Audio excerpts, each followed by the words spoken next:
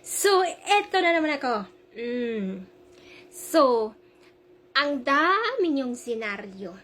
Na kesyo, may mga batang nanonood. O ano? Kasalanan ba namin kung pinapanood niyo yung mga anak niyo dyan sa mga content namin, ha? Kasi ang sabihin niyo, nanonood din kayo. Nanonood din yung tatay. Ay! Tumatayo yung pipino pag ganun. O, kahit katabi yung asawa. Oops, sorry ha. Sorry kung sa akin tumatayo yung pipino ng iyong partner. Yummy kasi ako. Anyway, ito lang yung gusto kong iparating sa inyo.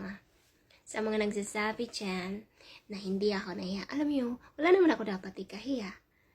Meron ba dapat? Sa mga nagsasabi dyan na nanonood yung mga anak namin. Oh, bakit? Ako ba ang magulang ng anak nyo?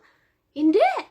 Kaya nga may limit yung paggamit ng ng Facebook. 'Di ba? Below 18 years old yung pwede gumamit ng apps na to. Oh. Bakit ina-allow nyo yung anak nyo? Sa ating dalawa, sino dito ang bobo?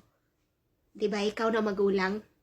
Dahil ikaw na magulang, alam mo naman dito sa platform na to, ay maraming kaanuhan.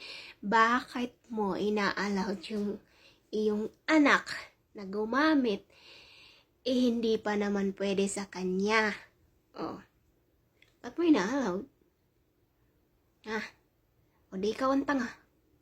Ikaw yung tanga na magulang, hindi kaming mga content creator. Okay? So, magbasa tayo ng comment. So, ayan, grabe yung niya, dami account eh. Hindi ako alam kung si Duling ba to. Yan lang masabi ko. So, ayan pa yung sinabi nung isa. Oh, di ba? Nakakaawa talaga kayo. Ay, nako, natatawa na lang ako. O, di ba? Hindi ikaw na perfect. So, ayaw ko na i-flex yung iba, o, diba? So, ayan, ganyan katalas ang dila nyo. Kasi nga hindi masaya yung buhay nyo. Kawawa naman kayo. O, diba? Apakahirap nyong pasayahin yung buhay nyo, girl. Ay, nako. May bubulong ako sa'yo. Lapit. May bubulong ako sa'yo. Lapit, lapit, lapit. Dilaan ko yung tinggil mo.